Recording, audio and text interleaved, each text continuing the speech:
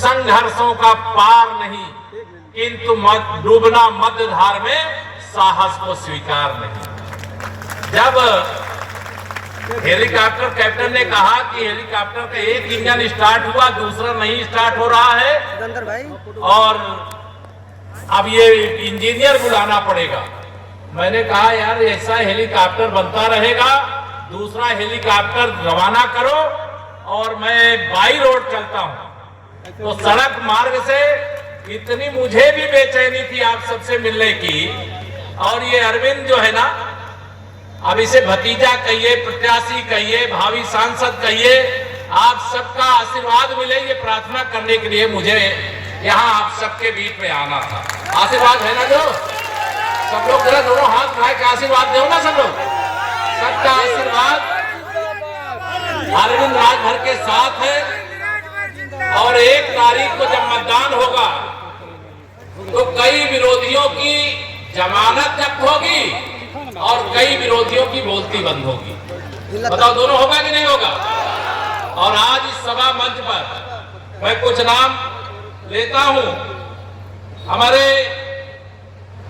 आदरणीय ओम प्रकाश राजभर जी को तो आप लोग जानते ही होंगे, हमारे कैबिनेट के वरिष्ठ साथी हैं, सुहलदेव भारतीय समाज पार्टी के अध्यक्ष हैं और जिनकी चर्चा पूरे देश में होती रहती है। अपनी बेबाक टिप्पणी के लिए उनको जाना जाता है।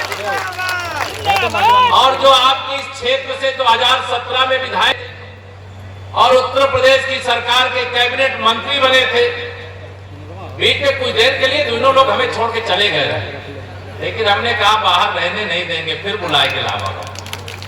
और मुझे याद है ऐसे हमारे बड़े भाई दारा सिंह चौहान जी भैया, वह जब यहाँ से विधायक थे, कई बार कई चीजें कई योजनाएं बस पन्ना में लिख के दे देते रहे। जो चीज हम कौनो चीज जो हमरे बस में रहा वो बाकी नहीं रहे देते रहे, ये हमका याद है। अभी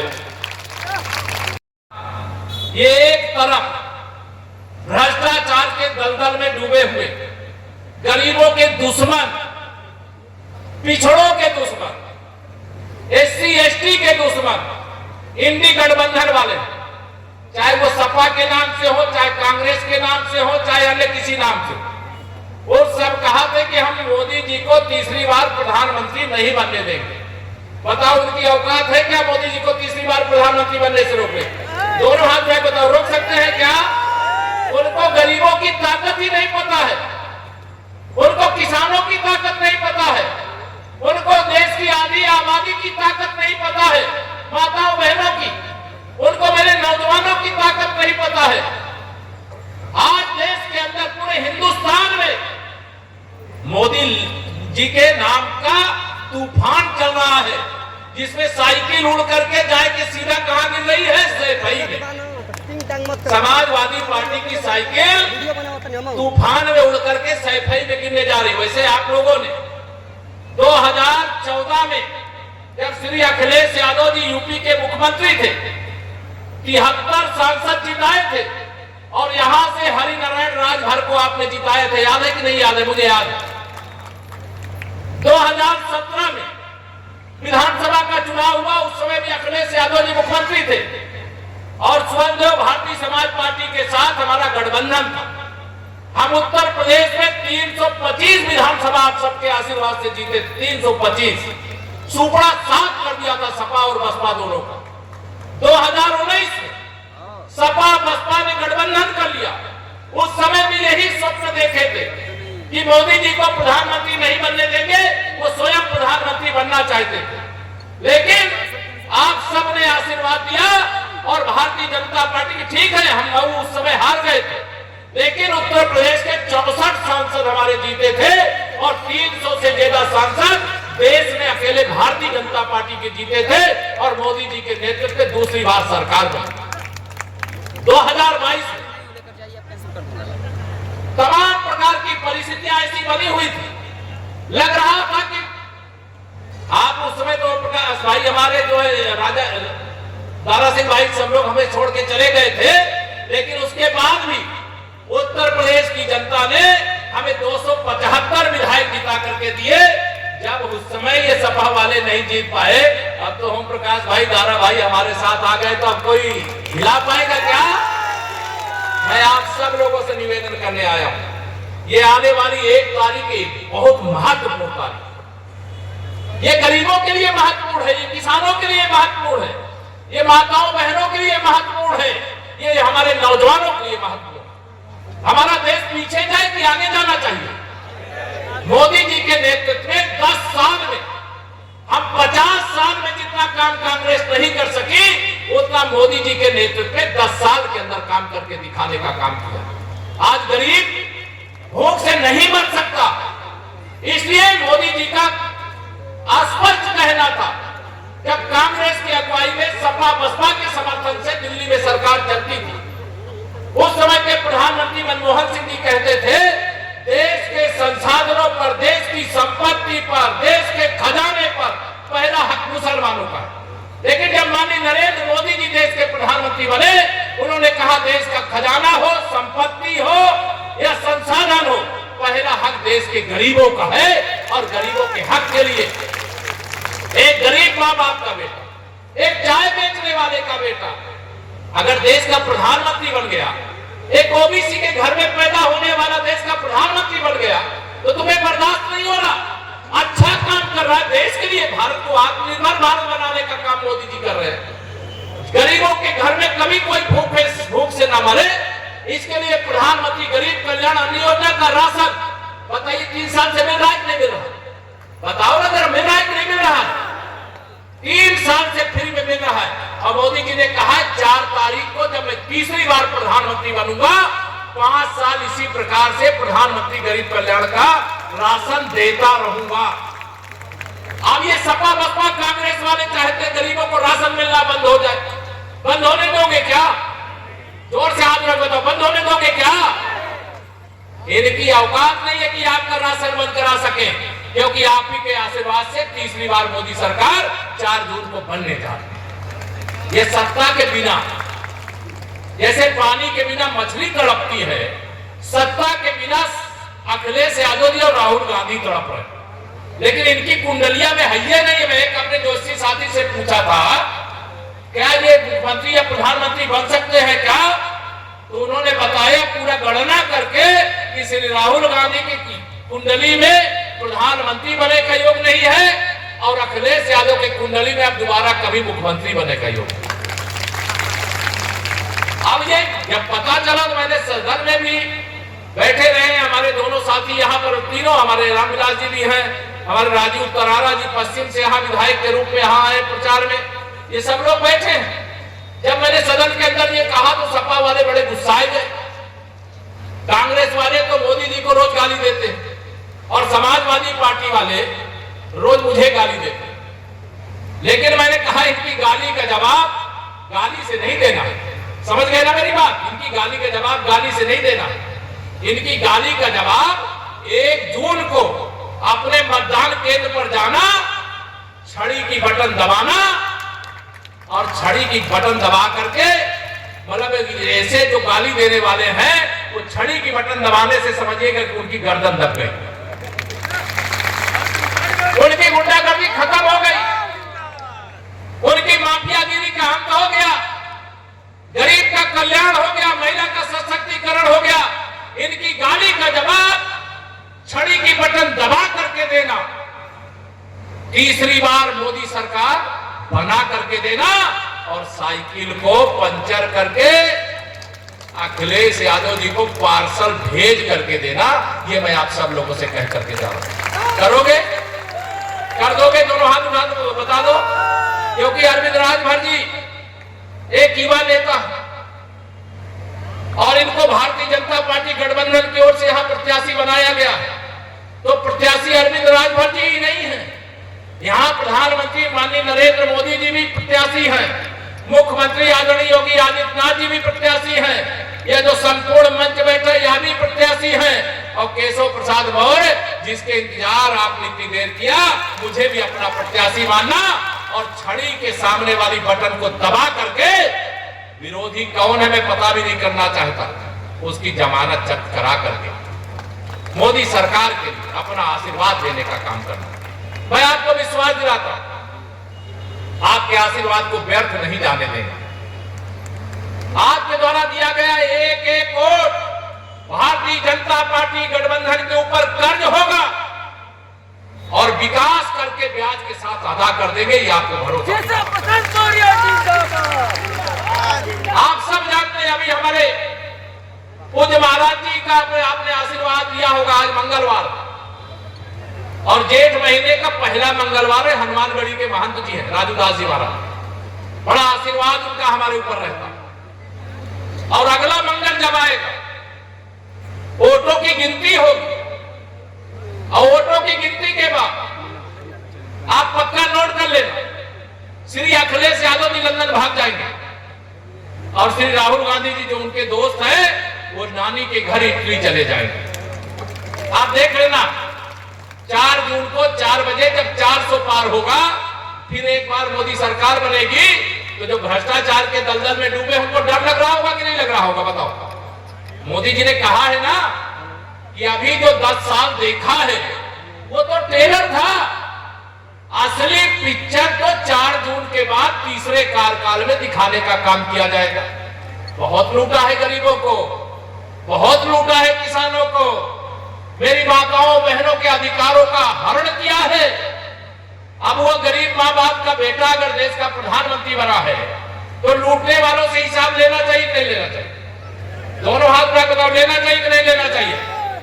अब मोदी जी कहते हैं न खाऊंगा न खाने दूंगा, और जिसने भी मेरे देश को, मेरे गरीब को लूट करके खाया है, पाई पाई वसूल करके उन्हीं गरीबों की भलाई में लगा दूंगा।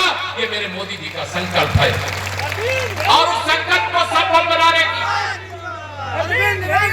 उस संकल्प को सफल बनाने की जिम्मेदारी आप सबके कंधे पर है। ये विरोधियों के पास जब कोई मुद्दा नहीं है तो कहते हैं कि अगर मोदी जी 400 सांसदों के साथ सरकार बना लेंगे तो संविधान खतरे में पड़ जाएगा। दुष्प्रचार कर रहे हैं कि नहीं कर रहे? बताओ, कर रहे हैं कि नहीं कर रहे? अब आपसे मैं कहना चाहता हूं जानकारी के लिए, 2014 में आदरणीय जगदम्बिका पाल जी यहां पर बैठे, मैं भी सांसद था, फूलपुर से बन के गया था। आदरणीय जगदम्बिका पाल जी भी सांसद बनकर के गए थे सिद्धार्थनगर से, और जब हम सांसद बनकर के गए थे तो मोदी जी जब संसद भवन में घुसने लगे तो द्वार पे आदरणीय जगदम्बिका पाल जी, याद होगा आपको, वो साष्टांग जैसे मंदिर में भगवान के सामने लेट जाते हैं आदमी, वैसे मोदी जी संसद भवन के द्वार पर लेट करके प्रणाम करने लगे संसद भवन को।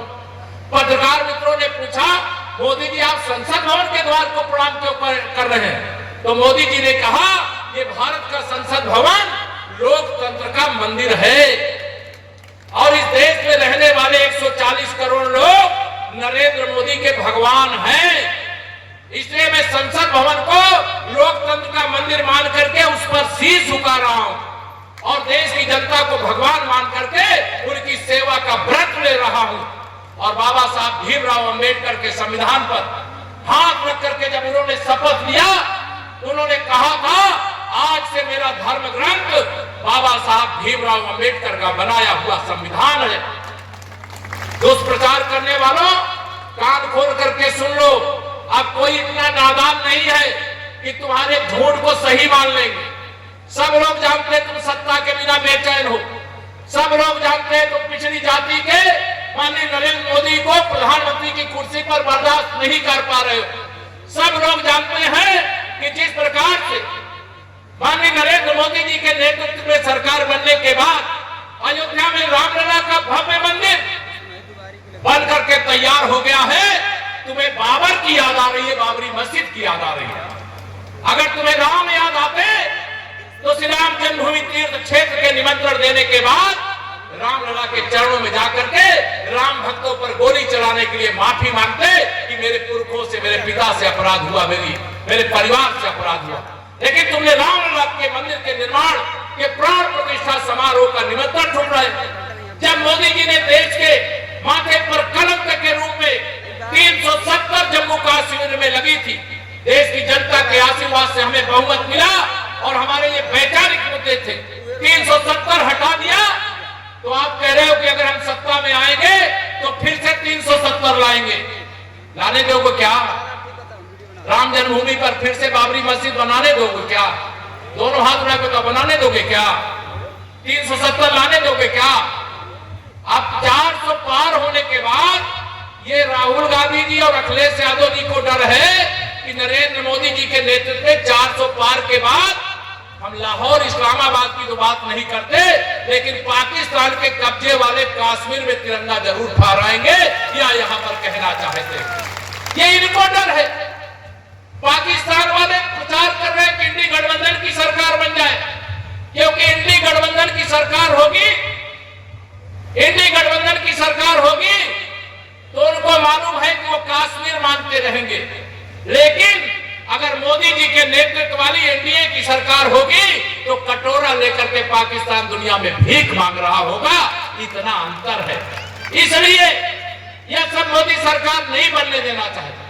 मैं आप सब लोगों से निवेदन करना चाहूंगा, ये 2024 की लोकसभा चुनाव में मैं एक नारा लगाता हूं। मेरा नारा है 100 में 80% वोट हमारा है, 20% वोट में बंटवारा है और बंटवारे में भी हमारा है, क्योंकि हमने सबका साथ, सबका विकास किया है, कोई भेदभाव नहीं किया। किया है क्या कोई भेदभाव? तो आप सबसे मेरी विनती है, प्रार्थना है। मैंने कहा था, अरविंद जी को भी कहा था, ओम प्रकाश भाई को भी कहा था कि मैं पूरा एक दिन मऊ लोकसभा में रहूंगा। संयोग कुछ ऐसा बना कि एक दिन का पूरा समय नहीं निकल पाया। आज अभी मेरी यहां से 2-3 सभाएं और हैं।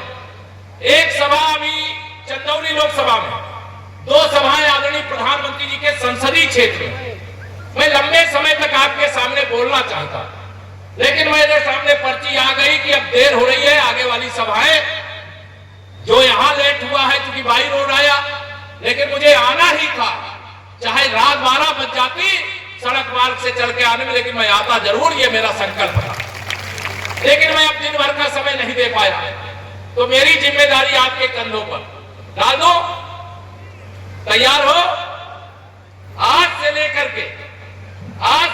के और 1 जून शाम तक आप सबसे मेरी विनती है कि पूरी ताकत से मेरा बूथ सबसे मजबूत के संकल्प के साथ, मोदी जी ने बस इतना कहा है कि अगर मैंने 370 हटाया है तो केशव जी जाना तो लोगों से ये जरूर कह दिया करना कि मोदी जी ने सबको प्रणाम कहा है, जय श्री राम कहा है और एक निवेदन किया। मोदी जी ने जो कहा है बता दो, दोनों हाथ में बता दो। मोदी जी ने कहा है कि मैंने 370 हटाया। 2019 में हम यह लोकसभा सीट हार गए, लेकिन 2024 में उस हार का ब्याज के साथ हिसाब चुकता करना। तैयार हो? तो क्या करना पड़ेगा? हर बूथ पर 370 वोट, जितना वोट 2019 में मिला था उसमें 370 वोट बढ़ाना है। आज हनुमान जी का दिन है। हमारे हर कार्यकर्ता हनुमान जी की तरह शक्तिशाली होते हैं। जब सपा की सत्ता रहते हुए आपने आप भाजपा को जिता दिया था, तो अब तो सपा सदा के लिए समाजवादी पार्टी बन गई है। तो 2024 में मेरे अरविंद जी को जिता दोगे? जो लोग अपने बूथ पर 370 वोट बढ़ा सकते हैं, जो लोग 370 वोट अपने बूथ पे बढ़ा सकते हैं, जरा हाथ उठा के बताओ जरा मुझे। सब लोग बढ़ा सकते हो ना? तो मैं आप सब लोगों से यही निवेदन करूंगा कि आपने जो संकल्प लिया 370 वोट बढ़ाने का, 2019 में जितना मिला था उसमें 370 बढ़ाना। एक बात समझ में आ गई ना? और मैं आपको विश्वास दिला करके जा रहा हूं, आप अरविंद राजभर जी को यहां से सांसद बना करके भेजिए। अरविंद राजभर जी की ताकत हम बढ़ाएंगे, आपको विश्वास दिला। तैयार हो? तैयार हो? यहां पर कई मेरे साथी, अभी तमाम लोगों ने स्वागत किया, सबका मैं नाम नहीं ले पाया, लेकिन मैं भी आप सब जो यहां पर आए हैं उन सबका हृदय से आदर सम्मान करता हूं। आगे की सभाएं बहुत कुछ कहना है, अधूरा छोड़ करके जा रहा है, लेकिन उसे पूरा करने का काम आपके जिम्मे रहेगा, आपके कंधों पर रहेगा। अरविंद राजभर जी को केवल सांसद नहीं बनाना, रिकॉर्ड वोटों से सांसद बनाने का काम करना है। और अगर आप सब तैयार हो अगर आप सब तैयार हो तो आप सबकी ओर से मैं विजय की माला इनको आज पहना दूं। तैयार हो? मुझे भाई जरा माला दो, पहना दो। तो अपने स्थान पे खड़े हो, दोनों हाथ उठा के आशीर्वाद दो। मैं आप सबकी ओर से, आप सबके भरोसे से अरविंद जी को भावी सांसद मान करके इनको विजय की माला पहनाई है।